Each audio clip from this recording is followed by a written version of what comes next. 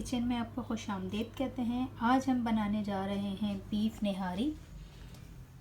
उसके लिए मैंने यहाँ पर तकरीबन 3 छोटी प्याज ले ली हैं और ये हमारे पास तकरीबन 1 किलो गोश्त है। ये देखें, गोश्त की मैंने इतनी बड़ी बोटियाँ बनवाई हैं। तो मैं सबसे पहले देगची में डाल रही हूँ। मैंने यहाँ डाला है तकरीबन 4 चमचे ऑयल और इसमें मैं ये प्याज शामिल कर दूँगी।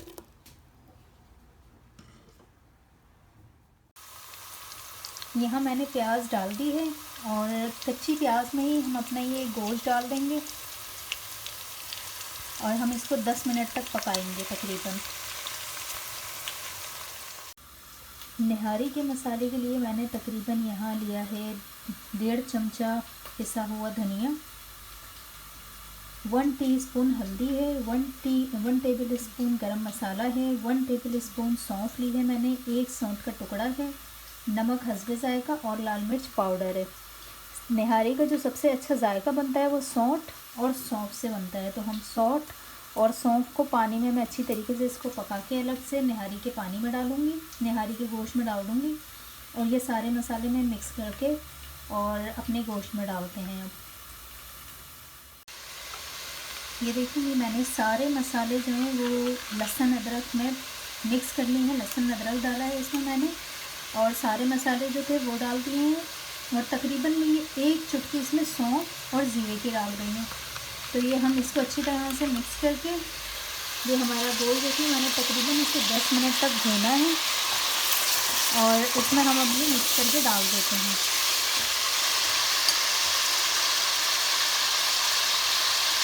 ये सारे मसाले हम इसमें डाल देते हैं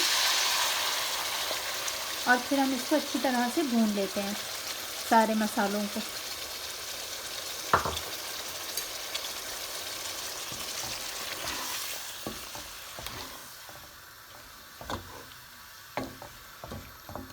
मैं इसे भूनती हूँ, तकरीबन 5 से 7 मिनट लगेंगे इसको भूनने में। फिर हम उसके बाद इसमें तकरीबन 2 गिलास पानी डाल के गोश्त को पकने रख देंगे जब तक कि अच्छी तरह से गल ना जाए। जब गोश्त गल जाएगा तो हम उसमें आटा घोल के और वो डालेंगे। मसाला देखिए हमारा भुन गया है अच्छी तरह से और ये ऑयल भी इसका देखिए बाहर आ गया है, तेल आना शुरू हो गया है। मैंने इसको अच्छी तरह से भून लिया है। अब मैं तकरीबन इसमें 2 गिलास पानी डालकर इसे पकने छोड़ दूँगी और जब तक कि गल ना जाए गोश्त अच्छी तरह से, तब तक कि हम इसको पकने देंगे। चलिए देखते हैं कि निहारी हमारी कहाँ तक पहुँची है। मैंने इसमें गोश्त जब मेरा गल गया था, मैंने गला लिया अच्छी तरह से गोश्त, तब इसमें मैंने तकरीबन 3 गिलास पानी डाला था। 3 गिलास पानी हमें चाहिए था। इसमें हम आटा डाल देंगे। ये देखें, ये अच्छी तरह से गोश्त हमारा गल गया है बिल्कुल और तकरीबन ये इतना हमें पानी चाहिए था ताकि आटा हमारा, जब हम इसमें आटा डालें तो अच्छी तरह से हमारा आटा इसमें मिक्स हो जाए और जो हमें थिकनेस चाहिए होती है निहारी की वो हमारी आ जाए। तो ये थोड़ा थोड़ा करके ये मैंने तकरीबन 4 बड़े चम्मच आटे के घोल लिए हैं। तो हम इसमें थोड़ा थोड़ा करके डालेंगे और इसे मिक्स करते जाएंगे ताकि गुठलियाँ ना बने। ये देखिए, इस तरह इसे मिक्स करते जाएं।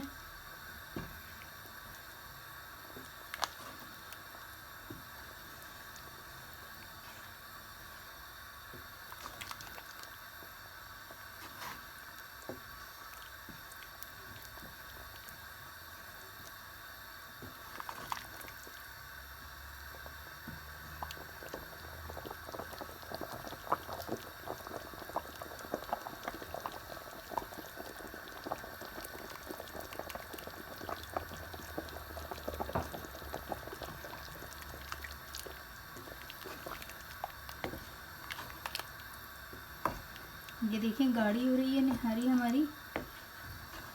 आटा डालने के तकरीबन 10 मिनट तक हमें पकाना है निहारी को, ताकि आटा और जो मसाले हैं वो सब यकजान हो जाए और आटा अच्छी तरह से पक जाए। ये देखिए, इसमें मैंने सारा आटा डाल दिया। तकरीबन हमारी निहारी इतनी थिक होनी चाहिए, ज़्यादा गाढ़ी नहीं हो। और मुसलसल इसमें चमचा चलाते रहें ताकि इसमें गुठलियाँ ना बने। और जब इसमें उबाल आ जाए तो आप उसे हल्की आंच पर 10 मिनट के लिए पकने छोड़ दें। तो मैं अब इसको मैं पका रही हूँ 10 मिनट तक चमचा चलाऊँगी। फिर मैं 10 मिनट के बाद इसको ढक्कन रख के पकने हल्की आंच पे तकरीबन 15 मिनट के लिए छोड़ दूँगी। निहारी हमारी बिल्कुल तैयार हो चुकी है। इसमें सिर्फ मैं बस हरा धनिया और अदरक डाल रही हूँ।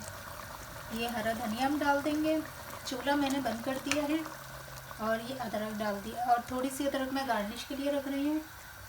इसमें जो मैंने सौंठ का और सौंफ का पानी डाला था, उससे निहारी की जो खुशबू आ रही है वो बहुत ही अच्छी, बहुत मज़ेदार आ रही है। आपको पसंद आए तो ज़रूर लाइक करिएगा, हमारा चैनल सब्सक्राइब करना ना भूलिएगा। नेक्स्ट रेसिपी के साथ फिर मिलेंगे। अल्लाह हाफिज़।